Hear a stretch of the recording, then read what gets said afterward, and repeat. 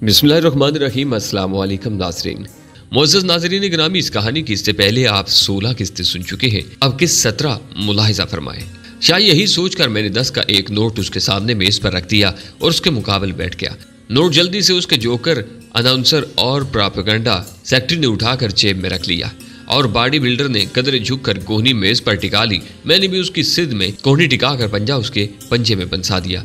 उसकी गिरफ्त आहनी थी, बिलाशुबा उसका जिस्म महज दिखावे का नहीं था। उसने यकीनन जिस्मानी रियाजत जारी रखी हुई थी। हाई स्कूल और कॉलेज के ज़माने में इस तरह पंजा लड़ाना और ताकत आजमाई करना हमारा मशगला हुआ करता था, मगर अब तो एक अरसा गुजर चुका था किसी से जोर आजमाई किए। जोकर ने पहले तो मेरी जुर्रात मंदी की तारीफ में 2-4 जुमले बोले, फिर 1 2 3 की हाँक लगाई और हमारे दरमियान जोर आजमाई शुरू हो गई। मुझे एहसास था कि 20 आंखें मुझे देख रही थीं। लोग शायद दमसादे खड़े थे, कुछ तो इस एहसास से कि इतनी आंखें मेरी जानब निगरान थीं, और कुछ मैंने बैठते वक्त बॉडी बिल्डर की आंखों में कदरे इस्तज़ाहिया सी चमक नमूदार होती देखी थी। उन दोनों बातों ने मुझे बड़ी मजबूती बख्शी। मुझे मेरे अंदाजे से ज़्यादा देर तक ठहराव हासिल रहा। कई सेकंड तक हमारे बाजू साख्त रहे और ताकत को जवाबन बराबर की ताकत मिलती रही। लेकिन वो पेशावर बॉडी बिल्डर था, पंजा आजमाई उसका दिन रात का काम था। बिलाशुबा वो मुझसे ज़्यादा ताकतवर भी था। तभी यूं खुले मैदान में चैलेंज दिए बैठा था, लेकिन बिलाकर उसके बाजू में कपकपाहट आदि शुरू हो गई और फिर सेकंड की सुई की रफ्तार से बाजू झुकने लगा। कैफियत तो यही रही कि मुकाबला तो दिले नातवा ने खूब किया। आखिरकार मैंने उसका बाजू पूरी तरह मेज पर टिका दिया। तहम मुस्की ही नहीं, मेरी पेशानी पर भी पसीने की बूंदें उबर आई थीं। इर्द गिर्द मौजूद लोगों ने तालियां बजाईं और मैं पेशानी से पसीना पूंछ कर उठ खड़ा हुआ। मैं जाने के लिए मुड़ने लगा तो बॉडी बिल्डर ने एक अजीब हरकत की। उसने मेरा हाथ पकड़कर मुझे रोका, फिर अपने जोकर पब्लिसिटी सेक्रेटरी के दिए हुए इनाम के अलावा मजीद 100 का नोट निकाल कर मेरी तरफ बढ़ाते हुए कहा, यह मेरी तरफ से ले जाओ जवान। बड़ी मुद्दत के बाद किसी से पंजा लड़ाने में लुत्फ आया है। मुझे ख्याल ही नहीं रहा था। मैंने दोनों नोट उसे वापस करने की कोशिश करते हुए कहा, इनाम तो तुम्हारी खिदमत में मैं पेश करना चाहता हूँ, इस बात पर कि तुम अपनी ताकत को शराफत की हदूद में रखते हुए रोजी कमा रहे हो। तुम मैदान के मर्द हो, लेकिन अफसोस कि मुझे यहाँ ज़्यादा तादाद में तुम्हारे कदरदान नजर नहीं आ रहे। मैंने 100 के उन 2 नोटों के साथ एक नोट अपनी तरफ से मिला दिया। नोट उसकी मेज़ पर रखकर और उसे हक्का बक्का छोड़कर मैं तेज़ी से आगे बढ़ता चला गया। काफ़ी आगे मुझे थिएटर और सर्कस से मिलती जुलती एक चीज़ नजर आई। पंडाल बहुत बड़ा था और बाहर खासा सलीके का एक छोटा सा स्टेज बना हुआ था। उस पर टिकट फरोश और जोकरों के अलावा भरे भरे जिस्म की एक सांवली लेकिन खासी पुरकशिश लड़की, जिसके तराशीदा बाल बड़ी खूबसूरती से कंधों पर झुके हुए थे, अदाए बेनियाजी से एक संदूकचे पर बैठी हुई थी। उसके चेहरे पर गहरी संजीदगी थी। लोग उसे मुतवज्जा करने के लिए हस्बे मकदूर हरकतें कर रहे थे, मगर वो किसी की तरफ नहीं देख रही थी। एक जोकर उसकी तरफ इशारा करके माइक पर बार बार ऐलान कर रहा था, ये है मिस बिजली, जो लकड़ी के तख्ते से टेक लगाकर खड़ी होंगी और मास्टर मंजूर आंखों पर पट्टी बांधकर इन पर खंजरों की बारिश करेंगे। खंजर उसके सर से पांव तक जिल्द को छूते हुए तख्ते में पवस्त हो जाएंगे।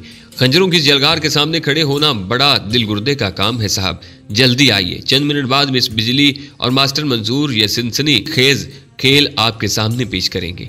इसके अलावा घोड़े के करतब, एक पहिए की साइकिल पर हैरत अंगेज कारनामे, झूलों पर खेल तमाशे, सब कुछ सिर्फ 3 रुपए में। जल्दी टिकट लीजिए और अंदर आइए। सोच विचार में वक्त जाया मत कीजिए, शो शुरू होने में सिर्फ चंद मिनट बाकी हैं। पंडाल पर चंद बोर्ड भी आवेजा थे जिन पर उन खेल तमाशों की मंजरकशी की गई थी जिनका अनाउंसर जिक्र कर रहा था। ये बोर्ड शायद बरसा बरस से कोई एक ही पेंटर बनाता आ रहा था। बचपन से लेकर आज तक हर मेले ठेले, हर सर्कस में, हर जगह मैंने ऐसे ही बोर्ड इसी हालत में देखे थे कि इन पर बनी हुई तस्वीरों में ये तमीज़ करना मुश्किल होता था कि आदमी कौन सा है और घोड़ा कौन सा, लड़की कहाँ है और जोकर कहाँ है। इस पंडाल पर टिकट माकूल तादाद में फरोख्त होते दिखाई दे रहे थे।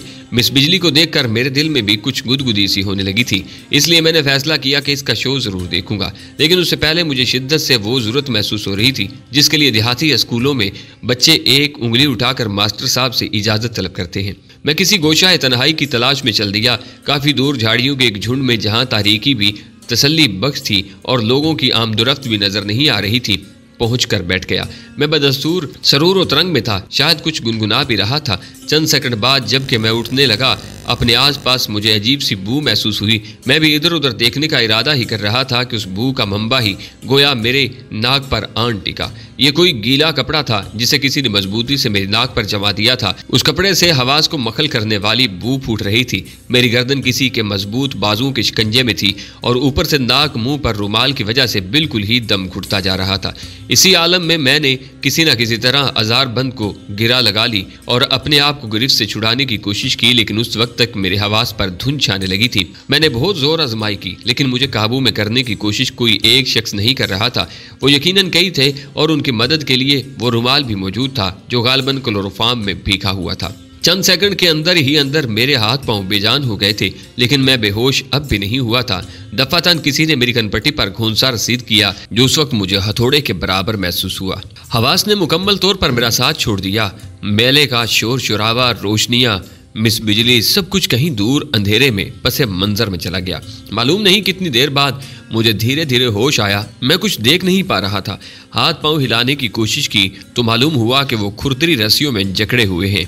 थोड़ी देर बाद मुझे अपने हदूद व अरबा के बारे में कुछ मालूम होने लगा। मैं किसी ट्रक में मोटी चटाई पर पड़ा था। मेरे दाएं बाएं, ऊपर और सरहाने पाइंती सब तरफ बड़ी बड़ी चौबी पेटियां थी। उनके दरमियान थोड़ी सी जगह छोड़कर मुझे भी किसी बेकार और बेजान चीज की तरह डाल दिया गया था। ट्रक पर गालबन तपाइयां भी तनी हुई थी। मैं घुप अंधेरे में पड़ा था। कभी कभी गालबन कोई और ट्रक या गाड़ी वगैरह करीब से गुजरती थी तो इधर उधर से इक्का दुक्का सुराखों के रास्ते लम्हे भर के लिए मुझे कुछ रोशनी अंदर दिखाई देती। ट्रक यकसा रफ्तार से किसी तरफ रवादवा था। मेरा सर भारी था और जुबान जैसे खुश्क रुई का गोला बनकर रह गई थी। जिस्म का जोड़ जोड़ दुख रहा था और भूख से मैदे में ठेसें सी उठ रही थी। यूं लग रहा था जैसे मुझे बिन खाए पिए शदीद मुशक्कत करते करते कई दिन गुजर गए हैं। मेरी हालत बता रही थी कि वो रात यकीनन कब की बीत चुकी थी जिस रात मुझे शाहजाद कोट के मेले से अगवा किया गया था। ये शायद दूसरी रात थी। मालूम नहीं कितने घंटों से मैं बेहोशी की हालत में सफर में था। मुझे उस वक्त कुछ सोचना भी बेहद दुश्वार काम महसूस हो रहा था। उसके बावजूद मैंने जहन पर हत्तुल इम्कान जोर दिया, लेकिन मैं जरा भी अंदाजा नहीं लगा सका कि मुझे अगवा करने वाले कौन हो सकते हैं और मेरी इनसे क्या दुश्मनी थी जो उन्होंने ये जहमत की है। जहां उन्होंने मुझे बेहोश किया था वहां तो शायद उन्हें मेरी शक्ल भी नजर ना आई हो। फिर उन्होंने क्यों मुझे अगवा किया था? क्या मकसद हो सकता था उनका? जब मुझे उन सवालों का कोई जवाब न मिला और खोपड़ी का भारीपन बढ़ गया तो मैंने झुंझलाहट आमेज अंदाज में चीखना शुरू कर दिया। लेकिन मेरी चीखों पुकार की वजह सिर्फ भूख थी। मैं चाहता था कि कोई मेरी तरफ मुतवज्जा हो तो उससे कहूँ, कमबख्तो मुझे जहां दिल चाहे ले जाओ, लेकिन कुछ खिला पिला दो। शायद मेरे हल्क से आवाज कुछ ज्यादा जोरदार नहीं निकल रही थी, या फिर जिस जगह और जिस अंदाज से मैं तकरीबन जिंदा दरगोर किस्म की हालत में पड़ा था उसकी वजह से चलते ट्रक के शोर में मेरी आवाज ट्रक के अगले हिस्से तक नहीं पहुंच रही थी। जल्दी ही मुझे एहसास हुआ कि मेरा मसला सिर्फ भूख ही नहीं है, मुझे सर्दी भी लग रही थी। मेरे हाथ पांव इस तरह बांधे गए थे कि मैं उठकर बैठ सकता था। गो के खुरदरी रस्सी की बंशों से हाथ पांव सुन्न हो चुके थे। टखने की तरह अकड़े हुए जिस्म को किसी न किसी तरह हरकत में लाकर आखिरकार मैं उठ ही बैठा और मैंने अपनी तमाम तर बची खुची तवानाई जमा करके एक नए अज़्म से गला फाड़ कर चीखना शुरू कर दिया। बिलाखिर मैंने महसूस किया कि ट्रक की रफ्तार कम हो रही है। फिर शायद उसे सड़क से उतार लिया गया था। चंद हचकोलों के बाद बिलाखिर ट्रक रुक गया। ड्राइवर केबिन का दरवाजा खुलने और बंद होने की आवाज आई। फिर ट्रक का टेल गेट खोलकर लटका दिया गया और कोई ट्रक के अकबी हिस्से में चढ़ाया। मेरे पैरों की तरफ से एक पेटी खिसकाई गई और ठंडी हवा का एक ज्यादा तेज झोंका मेरे चेहरे से टकराया। फिर किसी ने कोई स्विच दबाया और ट्रक के अकबी हिस्से में एक होल्डर में झूलता हुआ छोटा सा बल्ब रोशन हो गया। उस वक्त उसकी कमजोर सी रोशनी से मेरी आंखें चुंधिया गई थीं। दो लहीम शहीम आदमी मेरे सामने खड़े थे जिनके चेहरे इस कमजोर और जर्द रोशनी में भी तपते हुए तांबे की तरह दिखाई दे रहे थे। वो बहुत बड़े बड़े घेरे की शलवारें, कजरे मैली कमीजें और सदरियां पहने हुए थे। एक के सर पर पगड़ी भी थी, दूसरे की मूंछें इतनी घनी थी कि होंठ दिखाई नहीं दे रहे थे। पगड़ी वाले ने पहले तो मुझे एक मोटी सी गाली दी जो उसके मुंह से कुछ ज्यादा ही मोटी महसूस हुई। फिर उसने टूटी फूटी उर्दू में पूछा क्या तकलीफ है। उसने मुझे जो गाली दी थी पहले तो मैं उसके जवाब में उसके दांत मेदे में पहुंचाना चाहता था, लेकिन ये मुमकिन नहीं था। चुनाचे मैं सिर्फ ये पूछने पर इक्तिफा करना चाहता था कि क्या वो मुझे खाने पीने के लिए कुछ देने का इरादा रखते हैं या नहीं। उसके बाद अगर उनका मूड ज्यादा खौफनाक नजर ना आता तो मैं शायद ये भी पूछ लेता कि आखिर मेरा कसूर क्या था जो वो मुझसे कुर्बानी के जानवर का सा सलूक कर रहे थे। मैंने अपनी आवाज़ और लहजे को हत्तुल इम्कान नर्म और आइजाना रखने की कोशिश करते हुए कहा, भाई साहब मुझे सख्त भूख और सर्दी लग रही है। उन्होंने एक दूसरे की तरफ देखा और आंखों ही आंखों में तबादला ख्याल किया। मेरा ख्याल था कि मेरी दरख्वास्त को शर्फ कबूलियत हासिल हो चुका है, मगर दूसरे लम्हे घनी मूछों वाले ने सदरी की जेब में हाथ डालकर धात की एक लंबूतरी सी डबिया निकाली। डबिया खोलकर उसने एक बड़ी सी सिरिंज निकाली और उस पर मोटी सी सुई फिट कर ली। दूसरी जेब से उसने छोटी सी एक शीशी निकाली जिसमें तकरीबन बेरंग सा कोई सयाल नजर आ रहा था। नहायत फुर्ती से उसने सुई रबड़ के ढक्कन से गुजार कर सयाल को सिरिंज में मुंतकिल किया। मैं हेमको की तरह उसे देखने में इस हद तक मुनहमिक था कि मुझे सही तौर पर एहसास ही नहीं हो सका था कि उस दौरान पगड़ी वाले ने मेरे करीब बैठकर मेरी आस्तीन ऊपर चढ़ा दी है। मैं उस वक्त चौंका जब घनी मूंछों वाला सिरिंज लिए मुझ पर झुका। तब मुझे एहसास हुआ कि यह एहतमाम मेरे लिए हो रहा था। ये मेरी दरख्वास्त का अच्छा जवाब था। मैंने खाने के लिए कुछ मांगा था और वो मुझे न जाने किस चीज का इंजेक्शन लगाने पर तुल गए थे। मैं बहुत कसमसाया मचला, लेकिन मेरे हाथ पांव बंधे हुए थे। पगड़ी वाले ने मुझे पकड़े रखा और मूंछों वाले ने बेदर्दी से सुई मेरे बाजू में घोंप दी। बेख्तियार मेरे हल्क से हल्की सी चीख निकल गई। इस अंदाज में मैंने कई बार मवेशियों को इंजेक्शन लगते देखे थे। मेरी अपनी हालत उस वक्त शायद किसी मवेशी से ही भी बदतर थी। स्याल मेरे जिस्म में मुंतकिल करके मूंछों वाले ने सुई मेरे बाजू से निकाल ली, उसे रुई के एक फाहे से साफ किया और सिरिंज से उतार कर दोनों चीजें नहायत मशाक महारत से दोबारा डबिया में रख ली। उसके बाद उन्होंने लाइट बुझाई, फुर्सी से पेटी वापस वहीं खिसकाई जहां से हटाई थी। फिर गालबन तरपाल का पर्दा उठाकर और नीचे उतरकर वो हर चीज को पहले ही वाली हालत में लाने के बाद ड्राइवर्स केबिन में लौट गए।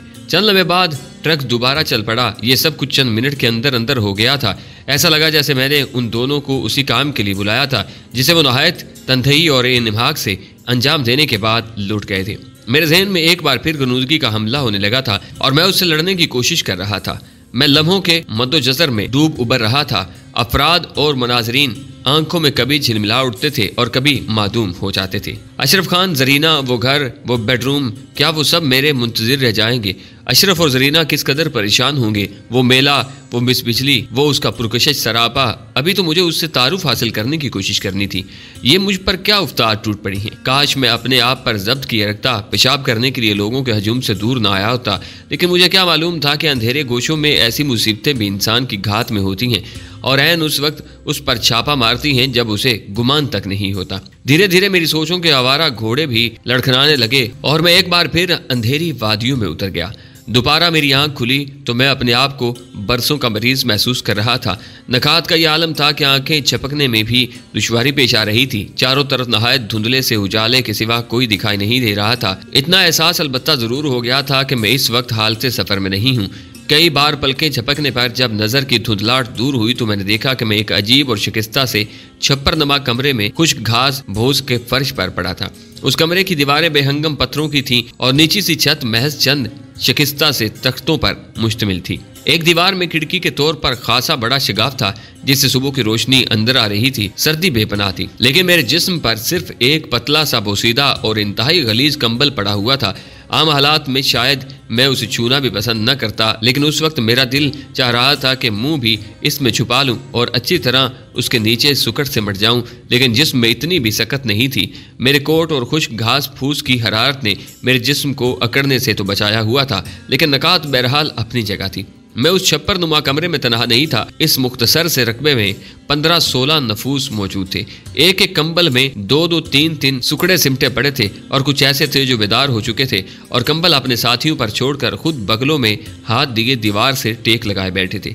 मेरे जिस्म में खौफनाक सी सर्द सी लहर दौड़ गई। ये कहर ठंड की पैदावार नहीं थी। अपने इर्द गिर्द मौजूद चेहरों को देखकर मैं खौफजदा हो गया था। उनमें से बेशतर कम सिन लड़के थे। कोई लड़का ही 14-15 साल से ऊपर था, वरना बाकी इससे भी कम ही उम्र के थे। यके बाद दीगरे सब ही कसमसाते हुए बेदार हो रहे थे। सबके सब नहीफ और लागर थे।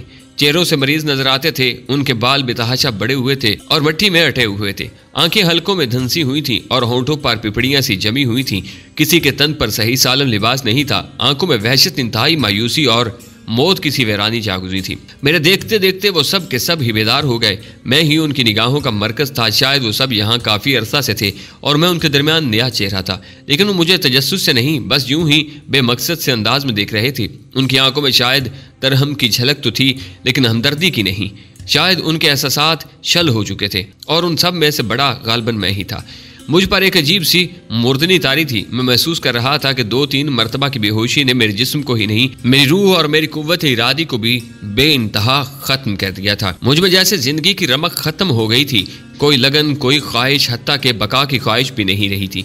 काफी देर तक मैं किसी बीमार के एचवी की तरह पड़ा रहा। जब मुझ में किसी हद तक हिलने की सकत पैदा हुई तो एहसास हुआ कि मैदे में भूख का जो अफरियत सो चुका था वो भी धीरे धीरे बेदार हो रहा था और मैदे की दीवारों को अपने खौफनाक पंजों से खुरचने लगा है। हाथ पांव हिलाए तो सबसे ज्यादा तकलीफ वो ठेसें बाजू में वहां उठी जहां मूंछों वाले ने, उस शख्स ने, सिरिंज की मोटी सी सुई घोंपी थी। बाकी जिस्म वैसे ही अकड़ा हुआ था। ताहम इस एहसास से खुशी हुई कि मेरे बाजू आज़ाद थे, मगर दूसरे ही लम्हे यह खुशी आधी रह गई जब कंबल हटाकर मैंने देखा कि मेरे पैरों में बेड़ियां पड़ी हुई थीं। मेरे ही नहीं, वहां मौजूद हर लड़के के पैरों में बेड़ियां थीं। यह देखकर मेरा दिल डूबने लगा था। ताहम मैं किसी न किसी तरह उठकर बैठ गया था। ये कौन सी जगह है? हम सब के पैरों में बेड़ियां क्यों पड़ी हुई हैं? मैंने खास तौर पर हर एक की तरफ देखे बगैर पूछा। अपनी आवाज मुझे खुद ही अजनबी सी महसूस हुई थी। कमजोर, बैठी बैठी और खुरखराती सी आवाज। चंद लम्हे तो सब लड़के खामोशी से बदस्तूर मुझे घूरते रहे जैसे उन्होंने मेरी बात सुनी ही ना हो।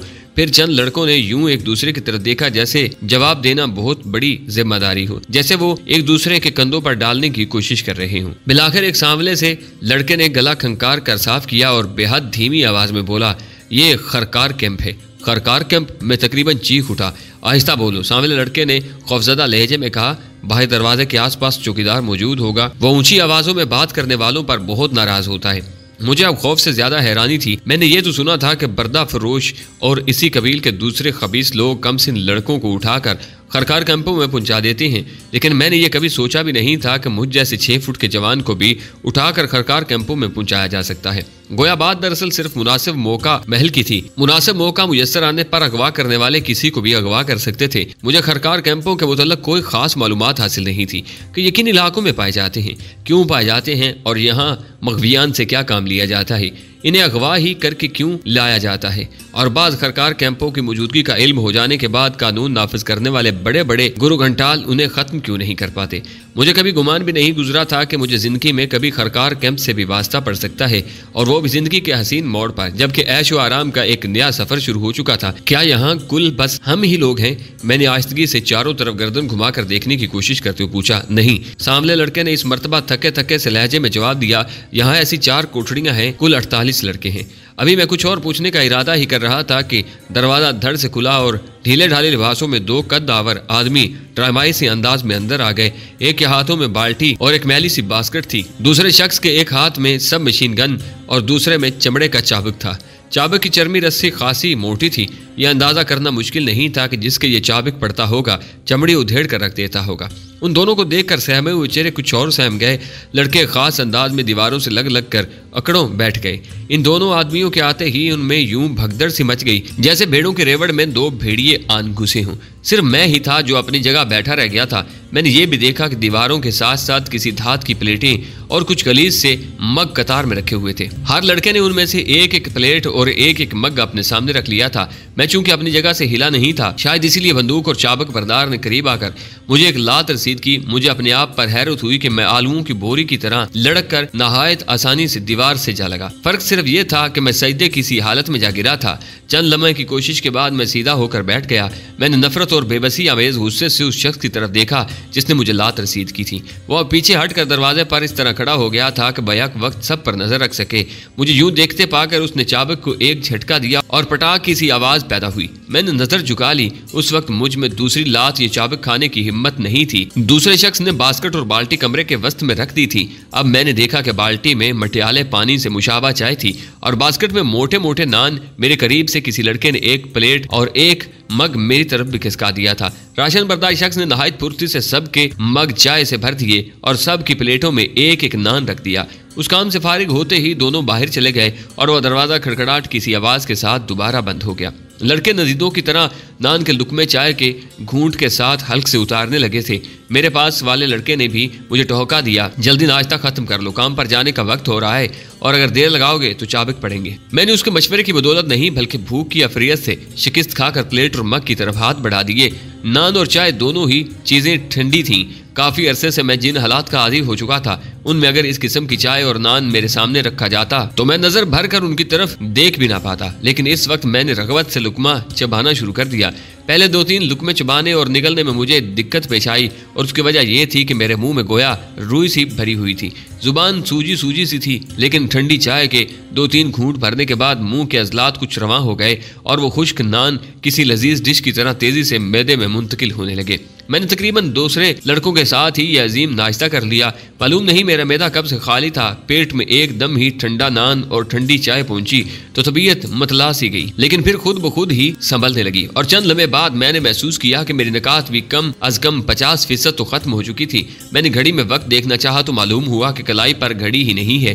गैर इरादी तौर पर मैंने कोट और कमीज की जेबें टटोली। मैं घर से खासी रकम लेकर सैर तफरी के लिए निकला था, मगर अब मेरी किसी जेब में कुछ नहीं था और तफरी भी नहायत लाजवाब मुयस्सर आ चुकी थी। बैठे बैठाए यूं एक लम्हे के किसी अमल से किसी इंसान की जिंदगी यूं तहोबाला भी हो सकती है, ये मैंने कभी सोचा भी नहीं था। दरअसल हम इस किस्म के वाकयात और हादसात के बारे में पढ़ते हैं या किसी से जिक्र सुनते हैं तो बस वो हमारे लिए महज एक किस्सा होता है। हमें गुमान तक नहीं होता कि इस तरह का कोई वाक़या, कोई हादसा हमें भी पेश आ सकता है। मैं अभी सोचो ही में गुम था कि वही दोनों आदमी एक बार फिर दीवानावार कमरे में आए। अब चाबुक उनमें से एक ने उठा रखा था और सब मशीन गन दूसरे ने। चाबुक वाले ने चाबुक ठपकाते हुए खुरदरे और खूंखार लहजे में कहा, तुम सब हरामखोर का बच्चा अभी तक आराम से बैठा है, उठो खाना खराब। सब लड़के कतार बनाकर कमरे से निकलने लगे। सबके पीछे मैं भी निकल आया। बाहर उसी वज़ाकता के और मुख्तलिफ उम्रों के 25-30 लड़के और खड़े नजर आ रहे थे।